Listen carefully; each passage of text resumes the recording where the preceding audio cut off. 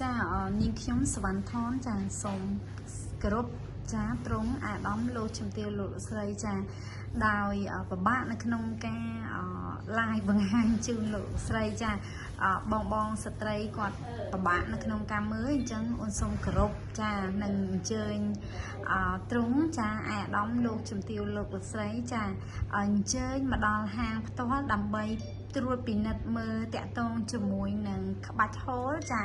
ហើយជាមួយនឹងហូលខ្មែរដែលមានរចនាបថបែបបុរាណនិងមានវិធីសាស្ត្រនៅក្នុងការផលិតហូលបែបលក្ខខ្មែរបុរាណដែលយើងធ្វើអំពី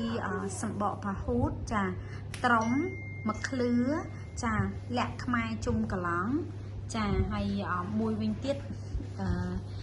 ចង់ជម្រាបលោកស្រីថាចំពោះសាច់ហូលលក្ខខ្មែរបុរាណរបស់យើងចាគឺมันមានភាពភ្លឺរលើបរលោងទេចាក៏ប៉ុន្តែគុណតម្លៃនៃ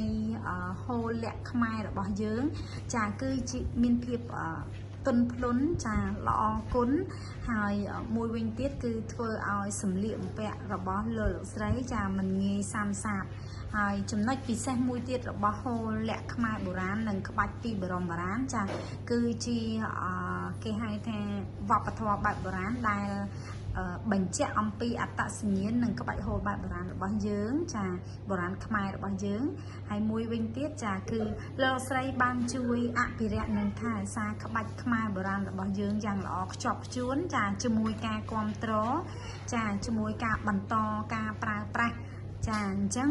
កូនខ្មែរចំនួនក្រោយនៅតែបានឃើញចានឹងបានស្គាល់អំពីក្បាច់ខ្មែរបុរាណរបស់យើងចាអញ្ចឹងពីមួយថ្ងៃទៅមួយថ្ងៃចា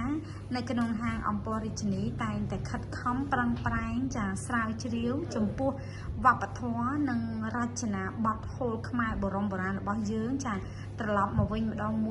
មួយចាដើម្បីជូនលោកស្រីប្រើប្រាស់នៅក្នុងពិធីអាពាហ៍ពិពាហ៍ដើម្បីទុកជាអនុស្សាវរីយ៍បន្តដល់កូនខ្មែរចំនួនក្រោយចាអញ្ចឹងសូមថ្លែងអំណរគុណនិងសូមអរគុណយ៉ាងជ្រាលជ្រៅចំពោះទ្រង់ចាអាដាមលោកជំទាវលោកស្រីដែលតែងតែកំងចាតែងតែជ្រើសរើសអំពីក្បាច់បុរាណនីមួយប្រើប្រាស់ក្នុងពិធីផ្សេងនេះខ្ញុំក៏សូមប្រសិទ្ធពរជ័យដល់ទ្រង់ចាអាដាមលោកជំទាវលោកស្រី